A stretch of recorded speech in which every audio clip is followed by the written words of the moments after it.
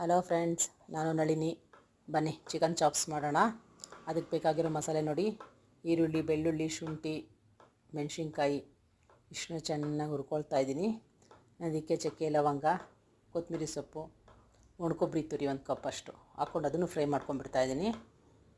ಈ ಚಾಪ್ಸ್ಗೆ ಸ್ಪೆಷಲ್ಲು ಎಲ್ಲ ಹುರ್ಕೋಬೇಕು ಫ್ರೆಂಡ್ಸ್. ಚಕ್ಕೆ, ಲವಂಗ, ಕೊತ್ತಂಬರಿ ಸೊಪ್ಪು, ಕರಿಮೆಣಸು ಎಲ್ಲ ಹಾಕ್ಕೊಂಡು ಹುರ್ಕೋಬೇಕು. ಇದು ಸ್ವಲ್ಪ ಬ್ರೌನ್ ಕಲರ್ ಬರೋವರೆಗೂ ಹುರ್ಕೊಂಡು ಇದಕ್ಕೆ ಧನಿಯಾನು ಪುಡಿ ಹಾಕ್ಕೊಳ್ದೆ ಧನಿಯಾನ ಡೈರೆಕ್ಟ್ ಹಾಕ್ಕೊಂಬಿಡಿ.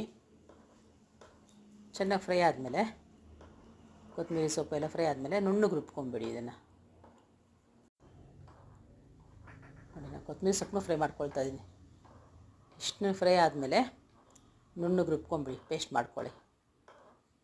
ನಾನು ಅರ್ಧ kg ಚಿಕನ್ ಅಷ್ಟನ್ನ ತೊಳೆದು ಇಟ್ಕೊಂಡಿದ್ದೀನಿ. ಅದನ್ನು ಒಗ್ಗರಣೆ ಹಾಕಿ ಫ್ರೈ ಮಾಡ್ಕೊಳ್ತಾ ಇದ್ದೀನಿ ಕುಕ್ಕರಲ್ಲಿ. ಈ ರುಬ್ಬಿರೋ ಮಸಾಲೆನ ನೋಡಿ ಕುಕ್ಕರಲ್ಲಿ ಫ್ರೈ ಆಗ್ತಾಯಿದೆ. ಒಗ್ಗರಣೆಯಲ್ಲಿ ರುಬ್ಬಿರೋ ಮಸಾಲೆನ ಹಾಕ್ಬಿಡೋಣ. ಜೊತೆಲೆ ಉಪ್ಪು ಹಾಕ್ಬಿಡೋಣ.